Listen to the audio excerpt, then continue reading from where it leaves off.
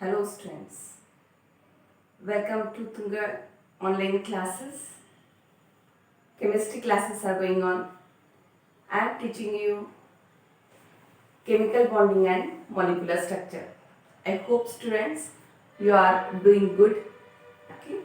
So it is lecture number 4 and our topic today is octet rule. Okay. So students already you know a lot about octet rule. You know so many Lewis dot structures we have drawn. So now you know that there should be 8 electrons in outermost orbit and then that atom will become stable, and this is having 8 electrons in outermost orbit. Outermost orbit means valence shell is called as octet rule.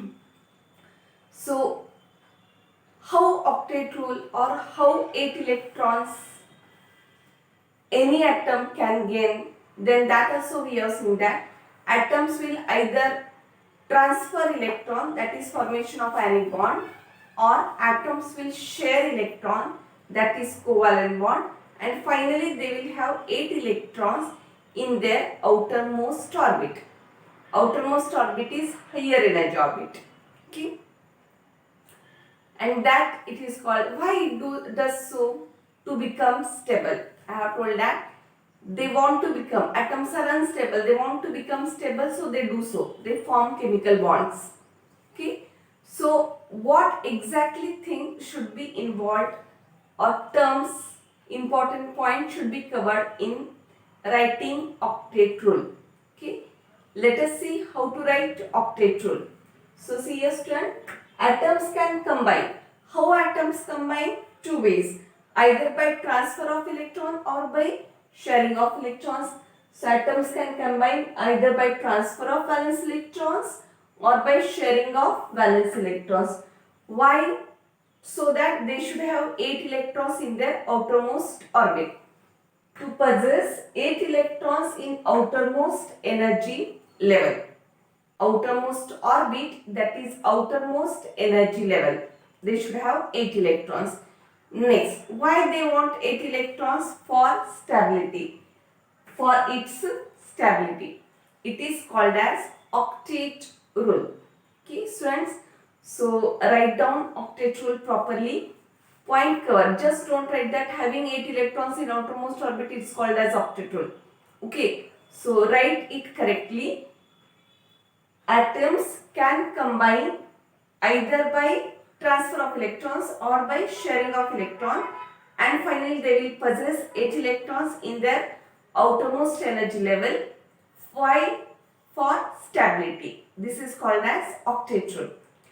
Students, now you know octet rule very well. Let us move towards limitations of octet rule. Again important question. See students, chemical bonding lesson is one of the very important lesson in our syllabus.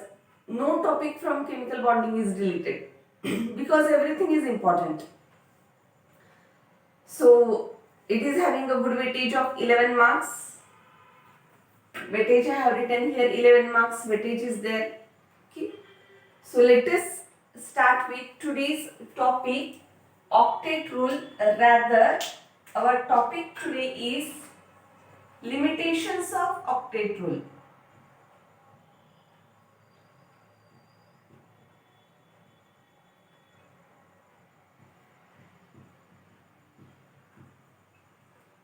Students, again I am marking here important question.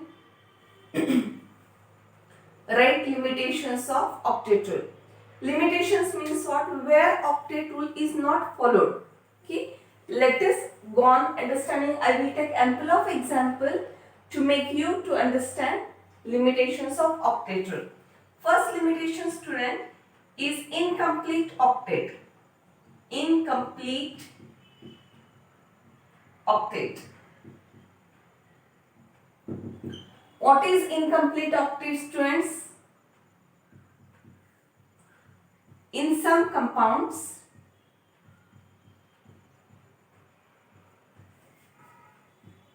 number of electrons surrounding the central atom are less than 8.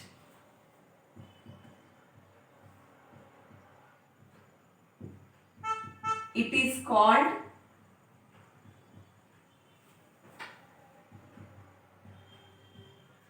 incomplete octet.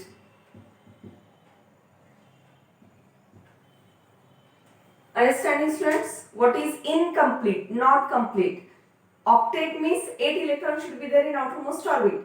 Incomplete octet means in some compounds there are less than 8 electrons. Less than 8, so it is called as incomplete octet.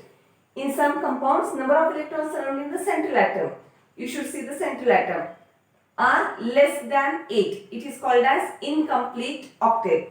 Okay, so here octet rule is not followed, so it is one of the limitation of octet rule. Octet rule states that there should be 8 electrons, then only atom will become stable. But there are seen some compounds, stable compounds. Compounds are stable, but number of electrons surrounding the central atom will be less than it, and still it will be stable compound.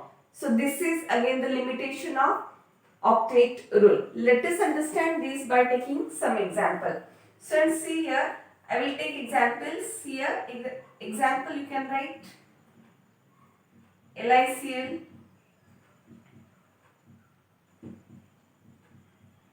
These examples, let us draw Lewis-Strauss structure to understand this. Lithium, student, lithium atomic number is 3. Valence electron, students, 1s2 2s1. So valence electron is 1. Is it? Cl. Cl is halogen. All halogens are having 7 valence electrons. So here you can see, student, lithium has only 2 electrons surrounding it. Lithium don't have 8 electrons. Lithium has only 2 electrons. Still LiCl is stable. Okay. So LiCl example we have seen. Let us see another example of BeH2. Beryllium, student. Beryllium atomic number 4. 1s2 2s2. 2 valence electrons. Okay. Combines with 2 hydrogens. And here beryllium has 4 electrons. Central atom is having how many electrons surrounding it? Beryllium has 4 electrons surrounding it. Still BH2 exists. So this is where octet rule is not followed. So it is one of the limitation of octet rule. BCl3 example. Let us see, students. BCl3. B is what, students? Boron. Boron has atomic number 5. I hope you know all the atomic numbers, their electronic configuration. You can find out valence electrons. So BCl3 central atom is boron. Atomic number 5. 1s2, 2s2, 2p1. So how many valence electrons are there? In second shell, 2s2, 2p1. Total 3. See here. It is combining with 3 chlorine. Chlorine again halogen.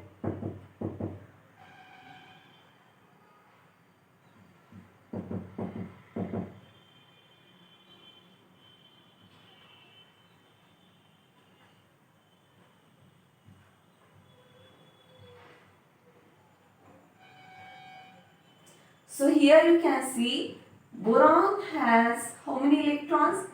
6 electrons surrounding it. So this is again an example of incomplete octet. Students understanding? Boron 6 electron, beryllium 4 electron, lithium 2 electron. So this is incomplete octet. Students, you understood what is incomplete, why it is limitation? Because according to octet rule there should be 8 electrons in outermost orbit. But in some compounds like this, central atom is having less than 8 electrons. So it is called as incomplete octet. Yes, students. Let us move towards second limitation.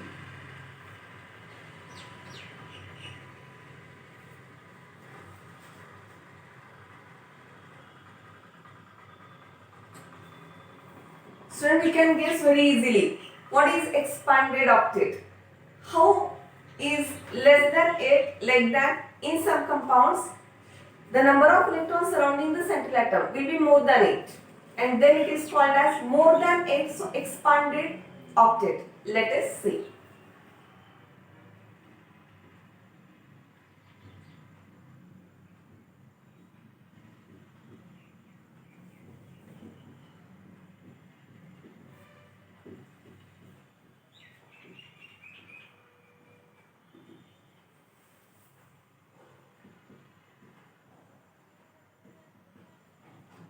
Number of electrons surrounding the central atom are more than 8.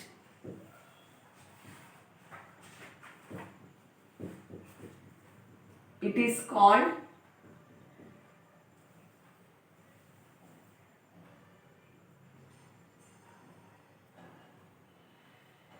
expanded octet. Okay, less than 8 incomplete octet, more than 8 expanded octet. Let us understand this by taking some examples. Okay.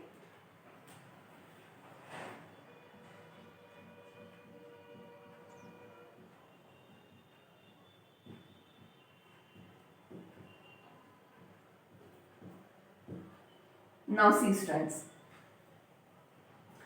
PF5 structure I will draw. P phosphorus. Phosphorus has atomic number 15. 2, 8, 5. 5 valence electrons.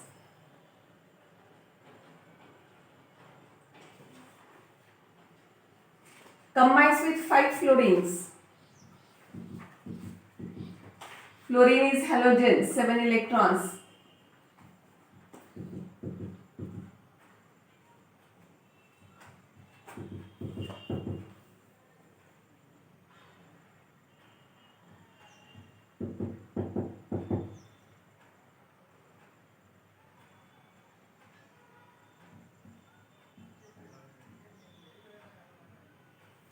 Yes, PF5 structure students. Now how many electrons are there surrounding phosphorus students? It's 5, 5 shared with fluorine. Like this you can see that phosphorus has 10 electrons in PF5. Why I am writing like this below every structure? Because 1 mark question will be asked student. Once in annual exam, 1 mark question was asked. How many electrons are there surrounding phosphorus in PF5 or surrounding sulfur in SF6?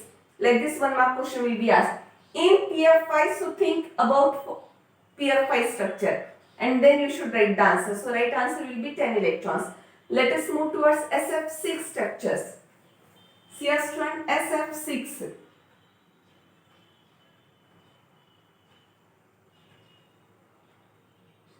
Sulfur,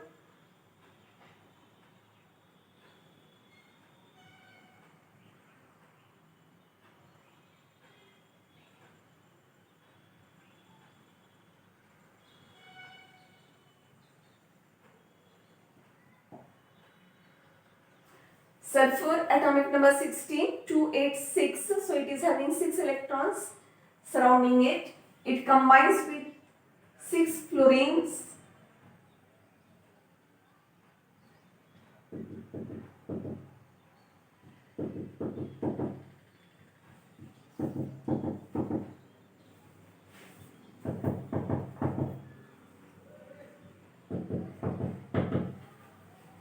Correct?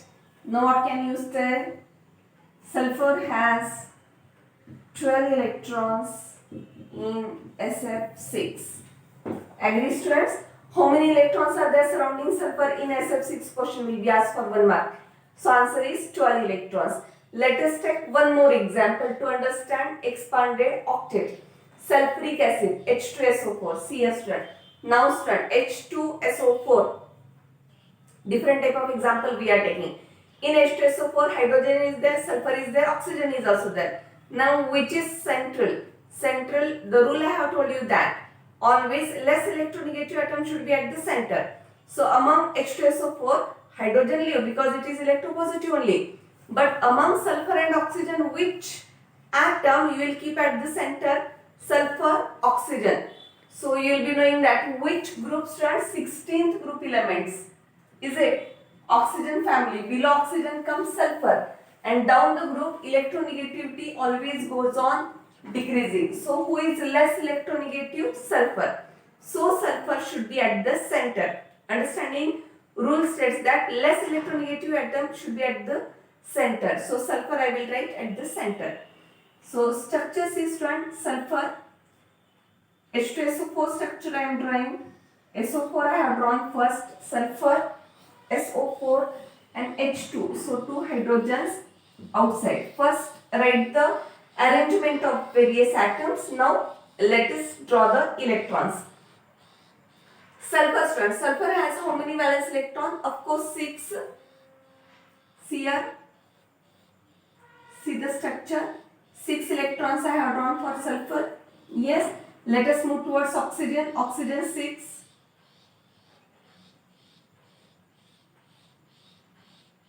Okay. This oxygen 6.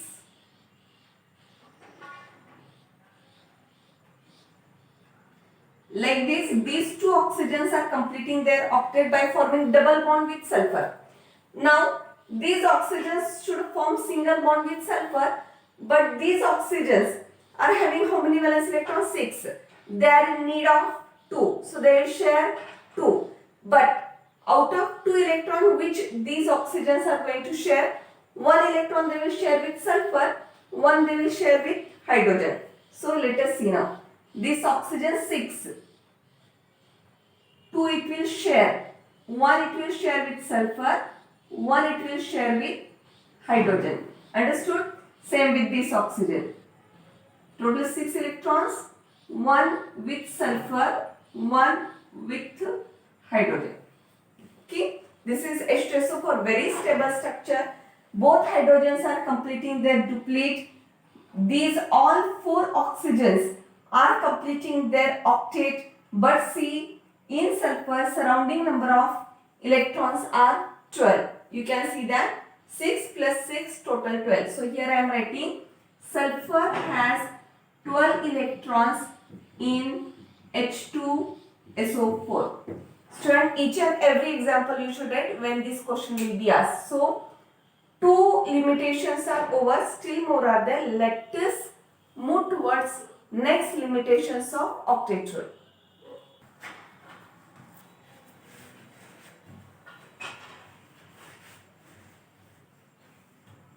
Yes students, let us continue with another limitations of octet rule. We have seen till yet most important 2 limitations of octet rule: incomplete octet and expanded octet.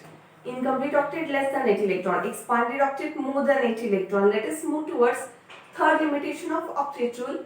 In some molecules or compounds, you can see odd electrons will be there. So let us write third octet rule limitation: odd electron molecules. Okay, odd electron molecule. Some molecules have odd number of electrons.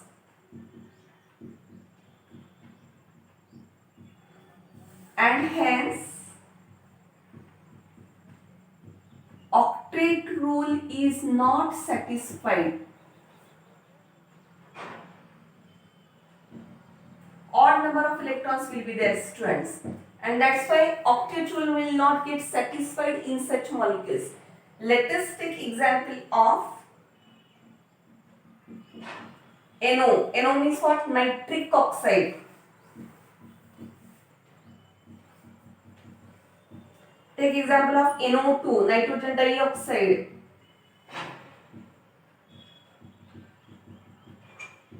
Okay, how it happens, how they are having odd number of electrons. Let us see the structures. So third limitation you understood. Some molecules are having odd electrons. Let us see nitric oxide structure. Students, already you know nitrogen, oxygen, nitric oxide. Nitrogen has how many valence electrons, students?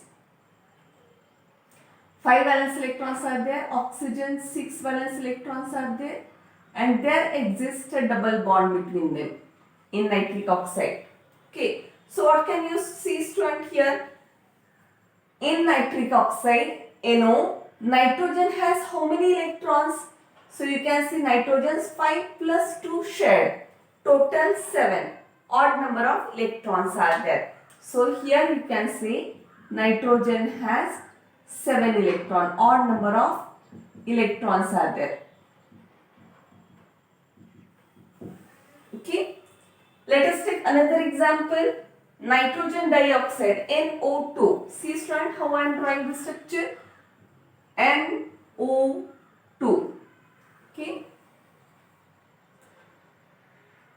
In NO2, nitrogen has how many valence electron?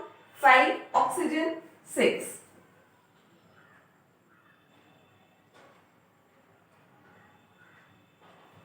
How I am drawing structure? See, student, this oxygen is now forming double bond with nitrogen, and this oxygen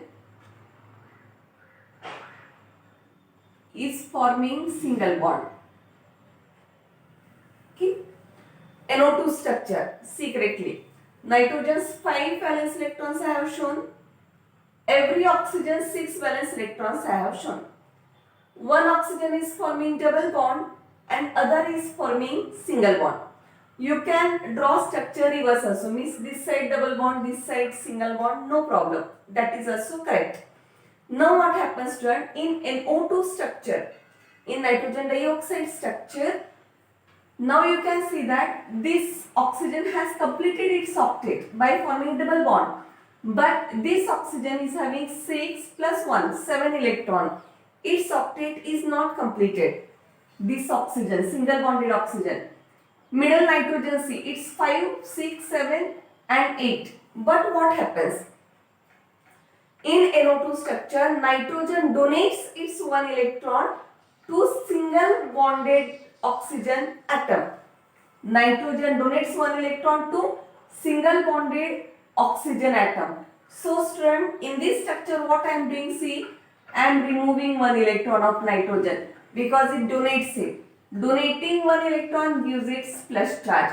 This oxygen accepts it because it is having 7 electron, it is in need of 1 electron. So this accepts, so I am putting here 1 extra electron. As it is accepting, I am giving minus charge to it. Understood? Now you can see that both oxygens have completed their octet. Now here also octet is completed. But this nitrogen is having 4, 5, 6, 7. Here also nitrogen has, in this structure also nitrogen has 7 electrons, that is odd number of electrons are present. Like this you should write the important limitations of octet rule. See, students, these are the most important limitations of octet rule, but there are a few also extra. Some other drawbacks are also there. So let us move towards extra drawbacks, or little more drawbacks are there.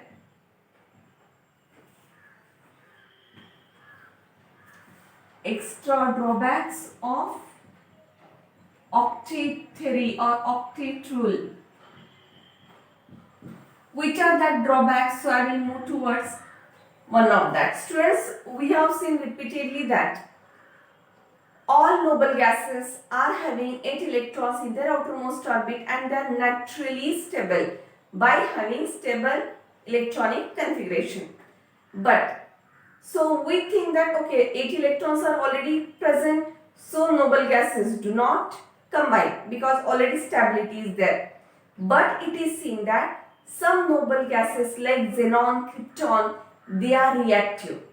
Is it complementary? What we know that noble gases means stable because they are having 8 electrons. But nowadays it is seen that some of the noble gases, not all, but a few noble gases like xenon and krypton are reactive and they react with most electronegative elements. Which are most electronegative elements, students? Like fluorine and the most electronegative fluorine. Second most electronegative oxygen.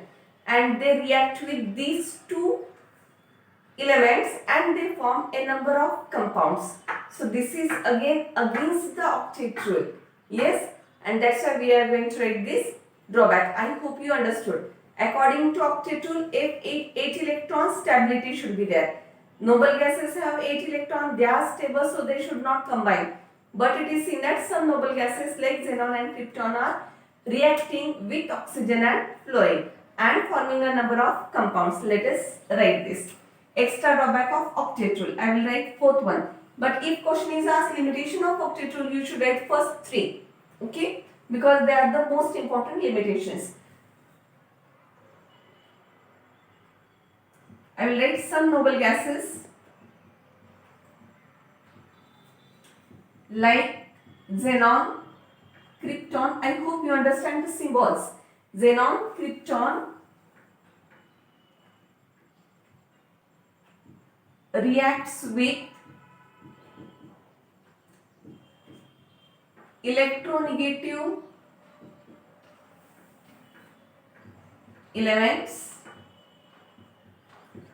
like fluorine, oxygen and forms a number of compounds.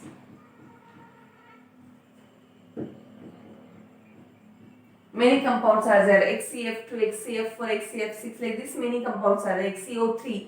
Okay, so some noble gases reacts with electronegative elements and forms a number of compounds which is against octet rule. Let us see some other drawback. You can say that octet theory or this octet rule I am writing it, does not explain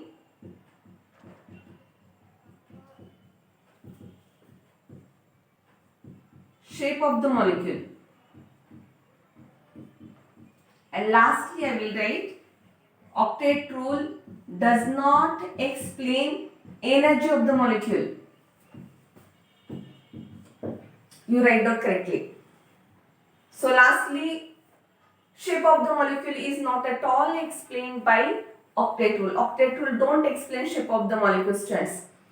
And it is very important to explain the shape. Now that's why this theory will go and next better theory comes.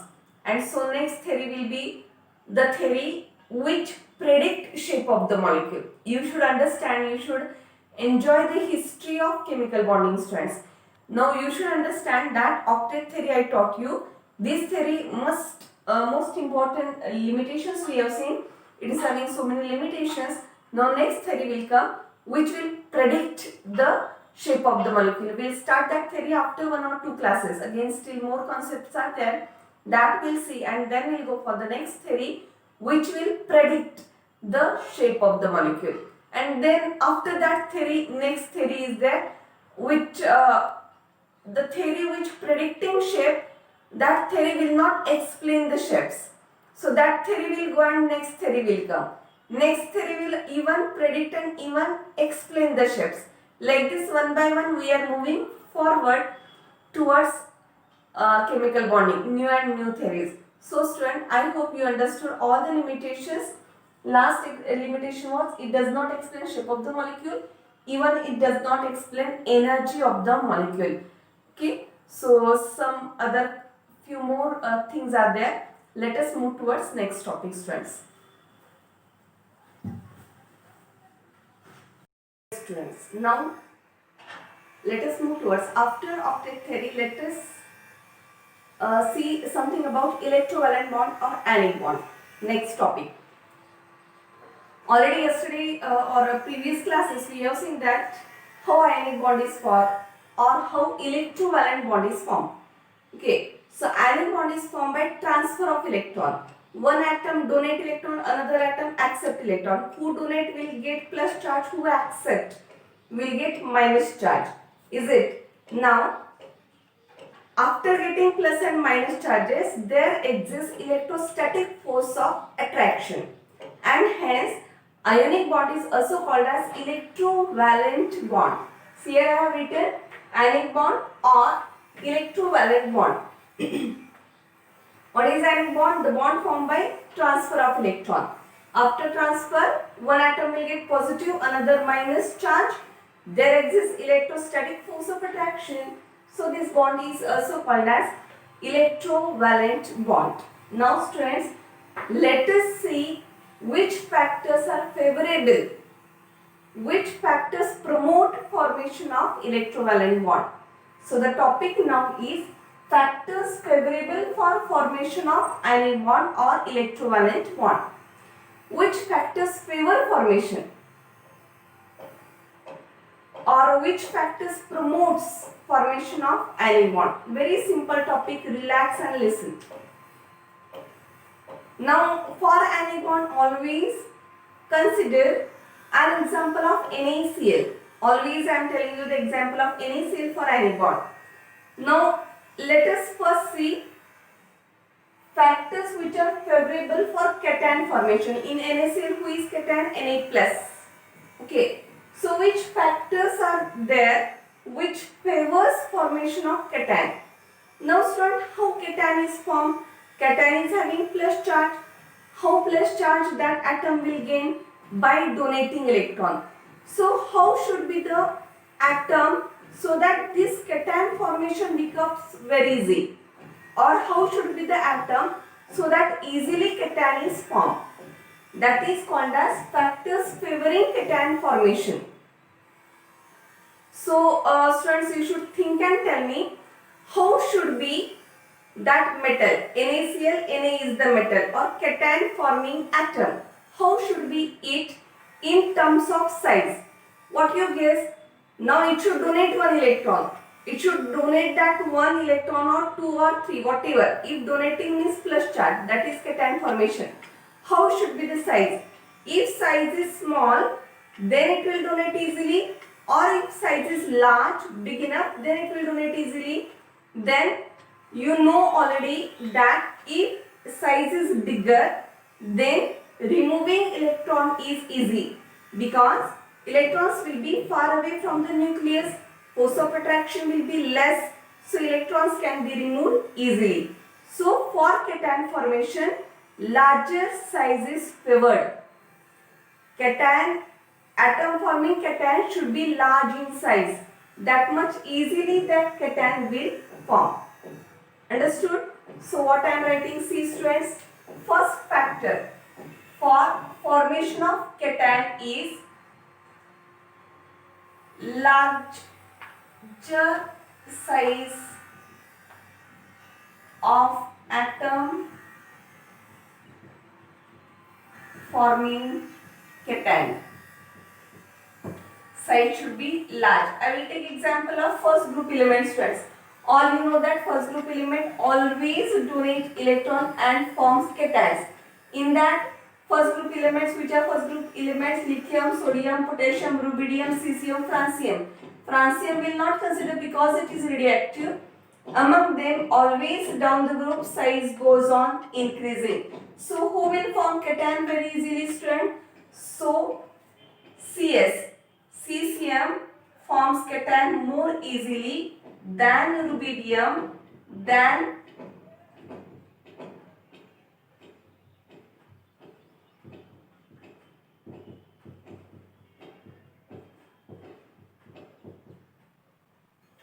agree students? So larger should be the size of the atom which is forming cation. How much large size, that much electron can be donated easily because force of attraction will be less. Let us move towards second factor. We are now writing which are the factors which favors cation formation. So concentrate students only on the cation. Okay. So second, let us again consider sodium. Now it has to donate electron. How should be the ionization enthalpy? Because electron has to be donated. Amount of energy required to remove electron is called as ionization enthalpy. All these things are over in third lesson students. Ionization enthalpy is the amount of energy which is required to remove outermost electron. How much energy should be required? See student. Now to form cation very easily, we need such atoms which require very less amount of energy. to remove the electron. That is, low ionization enthalpy should be there. If ionization enthalpy, that is more amount of energy is required to remove electron, cation will not form easily. So second condition I am writing is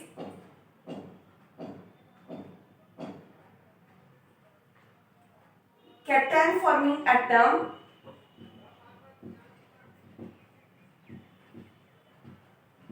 or simply you can say that metal forms cation should have low ionization enthalpy. Very important point, students. Should have low ionization enthalpy. How much less ionization enthalpy, that much easily cation will form. Less energy is required to remove electron. Last point we will write low charge on cation is favored. Low charge on cation is favored. Students, see now. For example, let us take examples. We are having sodium, magnesium, aluminium. All are cations only. Then which will form cation very easily? Sodium is donating 1 electron, magnesium donating 2 electron, aluminum donating 3 electron. Which one will be easy? Then students, of course, donating 1 electron is quite easier. Donating means removing electron. Removing 1 electron is quite easier than removing 2, than removing 3. So, less charge is favored. Okay? 1 electron can be removed easily as compared to 2 electrons as compared to 3 electrons. Because how many more electrons we are removing, that much more you are penetrating inside the atom. So it will become difficult. Because how you are penetrating inside the atom, nuclear force of attraction goes on increasing. So it's always easy to form single positively charged cation than double than triple. Okay, so low charge is favored. So these are the factors which favors cation formation. So student, let us move towards factors which favors anion formation. How anion is formed very easily. Okay. Here was first about size, so same point we will see. Now student, you should think about, in NaCl example, you should think about Cl. Of course, it is a non-metal. Cation is formed by metal and anion is formed by non-metal. How should be the non-metal? How should be its size? Think students. How you should think students? So that anion is formed by accepting electron.